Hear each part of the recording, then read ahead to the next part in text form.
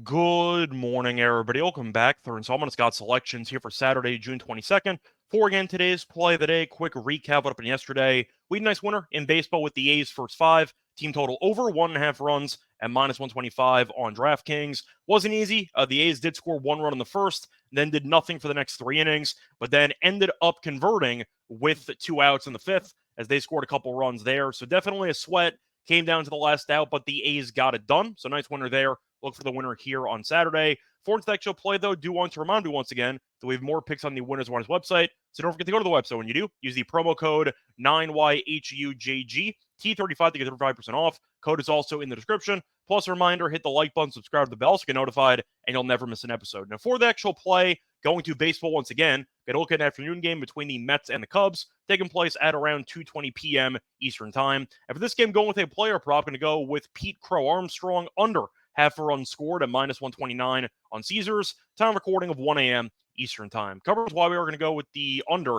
for this player prop. First reason, Crow Armstrong, despite being a hyped up prospect, has been really bad this season, and he's also been really, I'd say, underwhelming when it comes to runs scored. He has scored 0 runs in 14 straight games, and the under half a run's -129. On top of that, he's had 0 hits in 10 of his last 13 games, and he's also had 0 walks in 13 of his last 14 games. So he is rarely, if ever, on base. So with that being the case, I do question how he's going to cross home plate in this game. Plus, he does bat ninth. The Cubs already stashed him in the bottom of the order, so there is a chance he gets pinch hit for later in the game. His slashes are basically the same against lefties and righties, and they're both not good. He's batting around 200, so with that being the case, I do wonder if he might get pinch hit for a better bat off the bench if this game is close in the last couple of innings. But to go through the Cubs offense recently, overall not great as a whole, as they've scored less than 5 runs in 10 of their last 14 games. And you have McGill pitching for the Mets, who so far this season has been decent as a whole,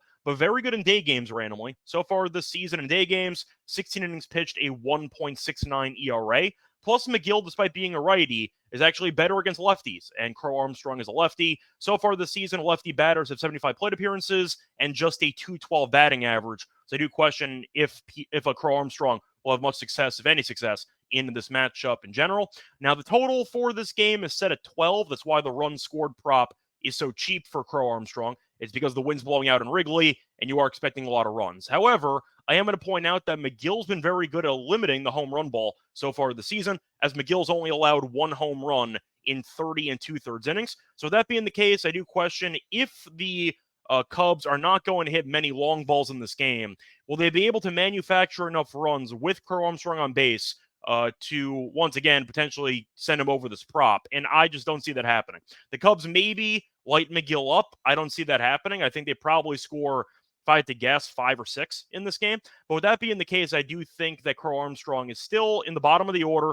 And I do think with him probably getting on base maybe once in this game, I just don't see enough opportunity for Crow Armstrong to actually score in this matchup. So I'm going to go with the under. If it goes over, it is what it is. But a guy that has not scored a run in 14 straight games and the under is -129, I think it's a very good deal. He's had no hits in 10 of 13, no walks in 13 of 14.